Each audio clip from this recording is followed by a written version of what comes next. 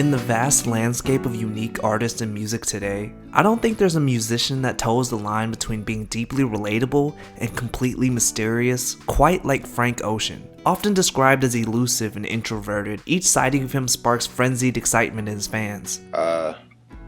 Good evening and shit. Frank rarely does interviews, but I think his music speaks for him better than any interview he could give. Yet even with his lyrics providing deeply personal anecdotes, it always seems like we're barely scratching the surface of understanding him. So we cling on to his every word and move, I think maybe a bit too much. He gives us bits and pieces of him, fleeting moments and snapshots into his life, small glimpses into who he is. But as fans, we always seem to want more. More music, more tweets, more tours, and basically anything we can get from him. And as we steadily escalate the pedestal we've perched him on, it becomes more apparent he's not that comfortable with this rabid fandom. He's an artist who enjoys making music and living his life in private. He's never been all that interested in maintaining parasocial relationships, and I don't blame him. So in this video, I'll be re-examining his discography to understand why we feel so attached to his music, why we want so much more from him, and reflect on what exactly draws us to the enigma that is Frank Ocean. When I first came across Frank Ocean, he was just one of the dozens of names that made up Odd Future, the rap collective led by Tyler the Creator. They were mostly composed of talented but crass, foul-mouthed, envelope-pushing teenagers who had a penchant for using disturbing imagery and lyrics coated with dark humor. They say success is the best revenge, so I beat this Shay up with a stack of magazines I'm in. The group exploded in popularity following Tyler's hit single Yonkers, which was accompanied by the infamous music video that featured him with black eyes, a cross on his middle finger, and eating a cockroach. The video and song exemplified the group's habit of using shocking aesthetics and incendiary lyrics to elicit a reaction from listeners. They made a name for themselves with their wild antics and their flavor for ironic humor and mock self-awareness. I have to catch the banana! Oh my god! So when Frank's debut mixtape Nostalgia Ultra released just 6 days after Yonkers, it was pretty surprising to hear such a heartfelt, genre-bending project. Making that was a labor of love.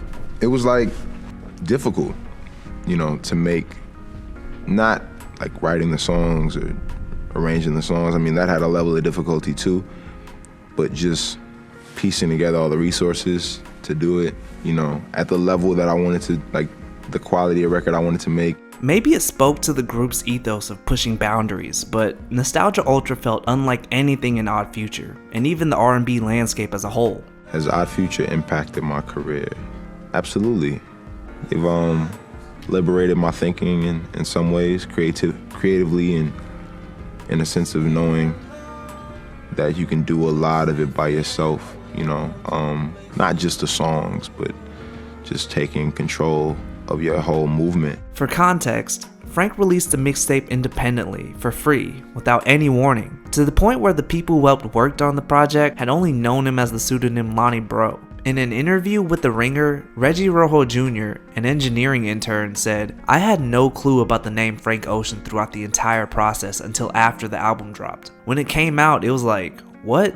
Who's Frank Ocean? And sure enough, I reached out and he was like, change my name." The project put Frank on the map, as execs from his record label famously tried to sign him to a deal without realizing he was already signed to them. Back in the early 2000s, music genres were much more rigid and defined. R&B was R&B, indie was indie, and rock was rock. Sure, there were genre-crossing collabs and mashups, but for the most part, if you were a black singer, you were expected to follow the mold of Usher, Neo, or Trey Songz, with tracks featuring any combination of piano chords, smooth synths, claps, and classic catchy lyrics you could sing along to. I have to admit, I was used to what R&B was supposed to sound like. I was used to the club bangers and the videos with broken-hearted dance choreography in the rain. So when I first heard Frank's mixtape and heard these weird interludes with sounds from classic video games, along with instrumentation more fit for an indie album, it didn't really click with me. What is a radio hit? I don't think I was ready for Nostalgia Ultra in 2011, but the idiosyncrasy of the mixtape eventually grew on me, with its kaleidoscope of genres merging to form something novel and captivating. Frank's experimentation is most notable in songs like Strawberry Swing, American Wedding, and Nature Fields. Making love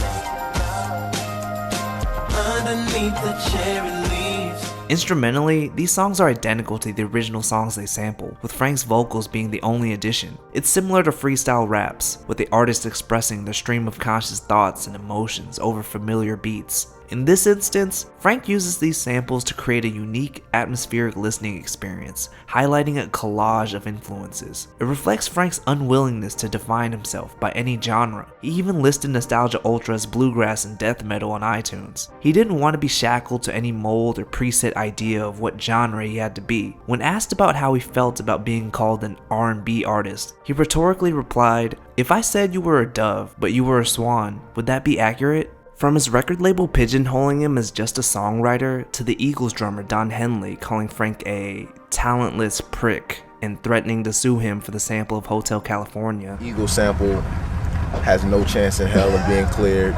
Frank seems like an artist who's always been misunderstood at every step. It's a theme that's been present throughout the entirety of his career, as record labels, critics, and even fans have tried to interpret and define him. Nostalgia Ultra jumps from confessional personal commentary to fictional stories. At times his lyrics are genuinely sweet and vulnerable, while other times he's cynical and jaded. One of my favorites from the mixtape was Novocaine. It flashes his storytelling skills as the lyrics unfurl like a scene from a movie. He details meeting a girl at a music festival where she offers him drugs laced with Novocaine, a numbing anesthetic used by dentists. With the skipping bass line, the song feels like a spiral into a drug-induced high. On the surface, it plays like a wild adventure filled with sex, drugs, and beautiful women, but the lyrics depict Frank as a detached person, trying to find anything to help him feel something. Every single record, auto-tuning, zero emotion, muted emotion. In the video, Frank rubs a topical numbing cream all over his face, which makes him appear to melt. It was like clear what I was trying to do. I was just trying to connect or articulate visually the feeling of being numb. Like the feeling of somebody trying to love you but you can't feel it. And ultimately, all these vices don't help him at all. Pretty girls involved with me, making pretty love to me, pretty. Pity, pity. And as the song ends, he repeatedly says, "I can't feel a thing," highlighting the drug's effectiveness in numbing his pain, but also his inability to feel pleasure or anything at all. Can't feel a thing. I wouldn't describe Nostalgia Ultra as a cohesive or comprehensive project, but it showcased the different facets of Frank's artistry as he created a subversive musical experience. The elegant way he pieced together lyrics with a unique subdued aesthetic made his words deeply resonant. It displayed Frank's willingness to be unapologetic in what kind of artist he wanted to be. He wouldn't be following the path of anyone before him, but instead trailblazing his own. The critical success of Nostalgia Ultra fueled his next project, Channel Orange. In his first studio album, Frank approached music making like the director or writer of a film. His personal life may have inspired the music, but each individual song exemplified a self-contained narrative. In a 2019 interview about his writing style, he said, "The expectation for artists to be vulnerable and truthful is a lot when it's no longer a choice. Like, in order for me to satisfy expectations, there needs to be an outpouring of my heart or my experiences in a very truthful, vulnerable way. I'm more interested in lies than that. Like, give me a full motion picture fantasy." He later elaborated by clarifying that lies in this context was synonymous with creating fantasies. When I read that statement, I was pretty surprised, as I've always thought of his music as being deeply personal and intimate. But after listening to Channel Orange again, I realized that the majority of the songs were obviously fictional scenarios, but I still felt connected to them on an emotional level because they depicted honest, intimate feelings and relationships. Like in one of the highlights of the album, Pink Matter, where he asked his teacher philosophical questions. He obviously hasn't had real conversations with the sensei. Probably. But the song brings forth genuine questions about the universe, men's relationships to women, and existentialism, addressed in a way that feels right out of an Akira Kurosawa film. The song is about the swirling existential thoughts we have, and how something as simple as sexual pleasure can distract us from these looming ideas and even lure us into deep depression and irrational actions. Just as a film can make us cry or feel bonded with the characters, it's never been necessary for Frank or any artist to have to make autobiographical music for it to be meaningful and relatable to its listeners. Channel Orange is a collection of narratives, moments, and commentaries that may or may not have actually happened, yet still resonate with us because they highlight greater truths we've all experienced and know to be true. on top of experimental and vibrant sounds. Like in one of my favorite songs of all time, Thinking About You, the lyrics feel like the white lies we tell when we try to play cool while revealing our feelings for someone. A tornado flew around my room before you came. Excuse the mess it made. It's a cleverly worded, vulnerable song about the anxiety of being in a one-sided love affair. In this song, Frank's afraid to admit the extent of his feelings, often beating around the bush and indirectly revealing a fear that his aspirations for a lifelong relationship won't be reciprocated. Or do you not think so far ahead? 'Cause I've been thinking about forever. But at the end of the day, Thinking About You is about asking the dreaded question of, what are we? And coming to terms with the possibility the question will forever change the dynamic of the relationship, ending the good times they had with each other. We'll go down this road till it turns from color to black and white. In the multitude of stories told in Channel Orange, probably the most talked about song was Forrest Gump, where he uses Tom Hanks' famous character as a metaphor for his first love. With church organs and a twangy blues guitar, he describes the person as having a pure heart, but maybe being too foolish to understand Frank's feelings for him. But you kept running past the end zone. Still, Frank thinks of him fondly and holds a special place in his heart for him. It's a simple song compared to the complex lyrics that make up the rest of Channel Orange, but it's one that stuck with people due to its connotations about Frank's sexuality. Just before the release of Channel Orange, he posted an open letter on Tumblr, reminiscing on his first love, which was a summer fling between him and another man, essentially preemptively confirming that Forrest Gump is based on his own experiences. Running on my mind, boy. It wasn't exactly the first time he's hinted at being something other than straight, but it's the first time anybody noticed. It was a pretty big deal at the time, and it unfortunately remains controversial for men to express themselves in any way that's deemed feminine. That includes discussing relationships with other men, as homophobia is still widespread. Given this context and the following controversy, it was bold for Frank to openly express affection for a male partner in his music, something which caught a lot of people off guard. But I don't want to spend too much time on how important or meaningful it was for him to come out, because it wasn't about representing an overlooked community, but rather being true to himself. In a 2012 GQ interview, he elaborated on this saying, "As a writer, as a creator, I'm giving you my experiences, but just take what I give you. You ain't gotta pry beyond that. I'm giving you what I feel you can feel. The other shit, you can't feel. You can't feel a box. You can't feel a label. Don't get caught up in that. There's so much something in life. Don't get caught up in the nothing." It's like when Steven Spielberg releases a movie. Even if it's based on his own experiences, it's appreciated independently from him, as a freestanding body of work, as art separate from the artist. And that's how I think Frank wants us to enjoy his music. At the end of the day, even if we admire him for his art and respect him as a musician, he's only human. He's just a guy, not a god.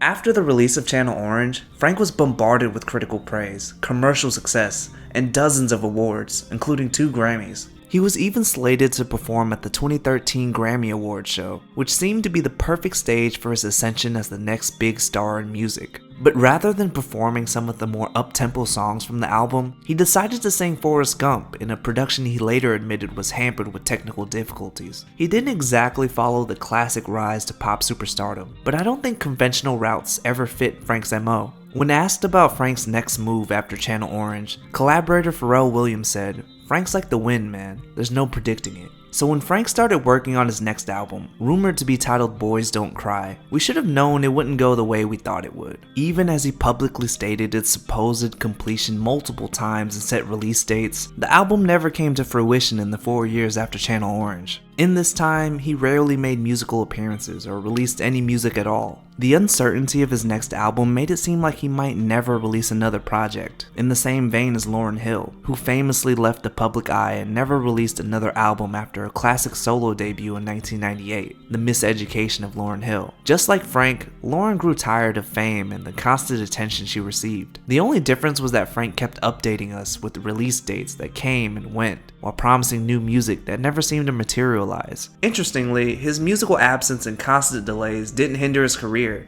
but may have even aided it as fans continued to pine for his return. So when he started sharing cryptic posts and videos of him woodworking, hinting at another release date, many of us were skeptical if it was actually going to happen. But finally, in August 2016, he released Endless, a visual album. Originally debuting as a 19-day live stream, it showed Frank building a staircase in a static black and white setting containing snippets of instrumentals. Blurring the line. Tuning in to watch it was a bewildering experience as there was no explanation to the visuals, no timestamps or titles to the songs, or any details about what the project was supposed to be. Eventually, the completed visual album was released. It was released exclusively on Apple Music, so fans that didn't have access to the streaming service weren't able to experience it. I didn't have Apple Music at the time, but I found alternative ways to see what it was all about. It felt like one of those audio-visual exhibits at contemporary art museums that play on continuous loops all day. You walk in without knowing if you're at the beginning, middle, or end, with the point being to immerse yourself in the moment and absorb the aesthetic qualities permeating your senses in the present. The tracks melt into one another, with Frank's vocals drowning in reverb like we're listening in a giant empty studio hall. The sound waves bouncing off dozens of walls as we hear countless echoes. The cover of Aaliyah's At Your Best excellently sets the mood of the project, as it sounds like a dreamy, sultry ballad with silky strings layered on top of Frank's voice. If you ever feel the need to run away, let me know. He took inspiration from the movie ATL. Oh, this is my son. His nostalgia for the original song, as well as the scene in ATL, makes his cover sound like a hopeless romantic's idyllic notion of what love is. It's a feathery track that embodies the feeling of being head over heels for someone and asking them to reaffirm their feelings for you one more time. Endless can feel almost ambient at times, which makes distinguishing tracks from one another difficult, but I think the individual songs don't matter that much. For Endless, I don't think it's about listening to the lyrics or dissecting the meaning, but rather sitting in the moment and getting lost in the sights and sounds. It's a visual album where the visuals and frankly, the songs don't matter that much. They're best appreciated in the background as you go about your day, occasionally noticing something that catches your eye or ear. The visual elements of the project aren't very dynamic. They just show multiple Franks as he builds a staircase. There's a modest sense of satisfaction watching him slowly woodwork, seeing the staircase escalate as the album progresses. Upon completion, he finally takes a look at the work he painstakingly created and climbs up the steps. And what we find on the other side of this venture is just Frank, presumably getting ready to work on another staircase. Just as the title suggests, the work put in is endless. The finished product provides no greater meaning. I think it represents the idea that we should appreciate the process and not worry too much about its conclusion, like that classic saying to just enjoy the journey and not the destination. In this case, there isn't a destination at all, so all we can do is enjoy the moment. But Frank wasn't quite done yet. The disappointment some fans experienced when Endless dropped was short-lived, considering Frank's next big move. There's been a ton of videos and articles about what Endless meant for Frank behind the scenes, how it finessed his record label out of $20 million and allowed him to release his next project, Blonde, independently, the very next day. So I won't delve much into that aspect of the project. Blonde easily overshadowed its predecessor as it was more widely available on streaming services. And afterwards, seemingly the whole world caught on to Frank. It's his most successful album and habitually makes appearances in the Billboard Top 200 to this day as listeners constantly revisit the album. On the surface, you would think the success was based on pop appeal and radio hits, but Blonde is actually his most experimental work with pitched up vocal effects and accompanying ethereal sounds.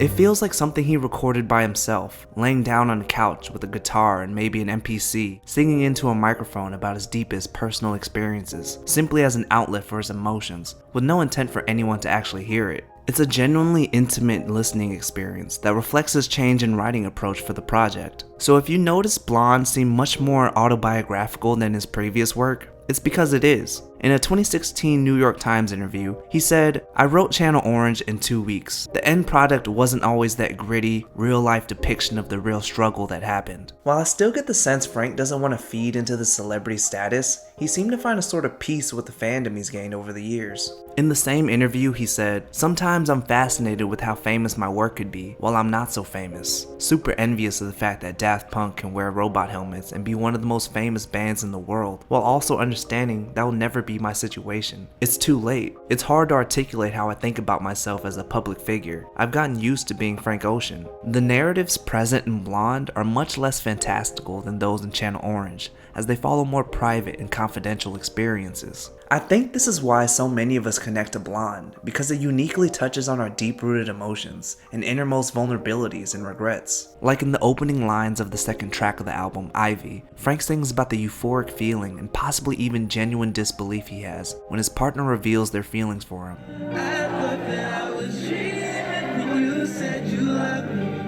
But the song outlines how the relationship failed, partly because Frank wasn't ready for it, which causes irreparable damage to their friendship. They'll never be as close as they were, but they both know the feelings they had for each other still remains.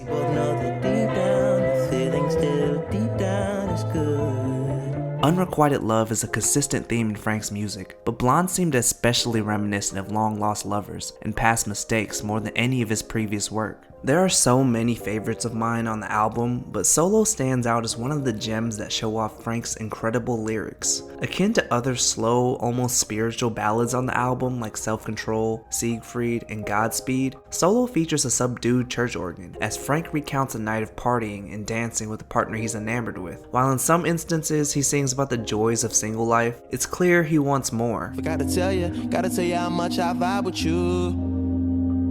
And we don't gotta be solo. In Solo, he's left alone in his room, getting high to avoid the feeling of being solo, a play on words meaning alone, as well as feeling low. In the chorus for Solo, Frank sings about his forsaken circumstances, while also alluding to the state of the world around him. But even in the depths of his despair, he finds an isolated happiness in drugs. His hallucinated state is his one escape from a lonely reality. The lyrics are a double entendre as he reveals how each puff takes him away from his miseries and brings him closer to Nirvana. Hell on earth and the city's on fire. In hell there's heaven. And if I'm talking about my favorite songs from Blonde, it'd be a crime to leave out Nights. Nights feels like a low-key parallel to Pyramids, one of the epic standout songs from Channel Orange. While Pyramids is a 9-minute odyssey with a story about ancient Egyptian queen Cleopatra juxtaposed with a sex worker called by the same name in modern times, Nights doesn't aim for such grand imagery. With a stripped guitar strum, Frank sings about struggling to maintain a relationship through the monotony of life, while juggling work and worrying about paying bills. He reminisces about his time as a starving artist, taking no days off and finding moments of relaxation. Oh, you need the money if you gon' survive. Every night, every day. Even with this not so extravagant depiction of his life, the song builds as synth waves soar past Frank's vocals, culminating in a sputtering guitar pattern that skips into an iconic beat switch.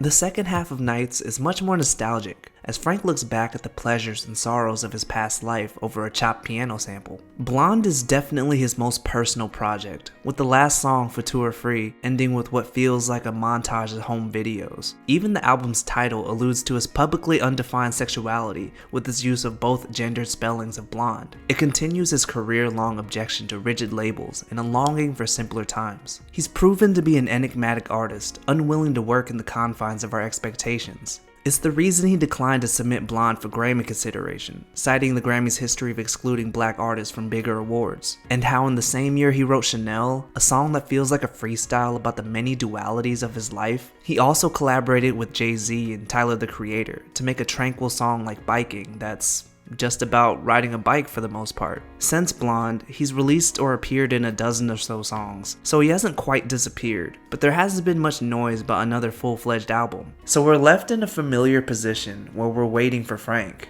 and I think that's okay. I think back to this interview where he talks about recording covers of songs he loves, saying, "In the past, I would just like a song and I wouldn't think about it as seriously as when I do Close to You or Moon River or At Your Best. It's much more deliberate than when I was just focused on the rap mixtape approach of taking a beat or flow, swapping the lyrics and performing it. The performance almost being the stream of consciousness, in the moment thing. Whereas now, I would much prefer having the song be with me for more time before I have to record it. So just as he sat with those songs until they held a meaningful place in his heart before covering them, we shouldn't obsess about the next release, the next album, or the next song, but rather cherish the music we have. Let the music he's provided us through the years sink into our lives and marinate in our thoughts. When asked in 2019 if he was going to work on any new music, he said, "My answer to that is that I'm always working on music and other things. Right now, I'm working on doing 4 underwater laps in the pool." Frank's always done what he wants. If he ever releases music again, whether it's a single or an album, he'll do it at his own pace. We may never fully understand him or know what to expect, but we don't really have to. I don't know if it's about me, but I think just creativity in general, just doing what you want is so important. You know, doing what you feel is right. I want people to know that I'll continue doing that. No matter what the they think I should make, I'll always make what I want to make and what I feel is the tightest. Hey guys, it's Terrence. Just wanted to thank everybody for watching the video. It's been 5 years since the last Frank Ocean project, so needless to say, it's been a tumultuous time for Frank Ocean fans everywhere. Let me know what your favorite Frank projects are. Also, check out our Patreon if you get the chance. Any support helps us make bigger and better videos. Thanks again. Peace.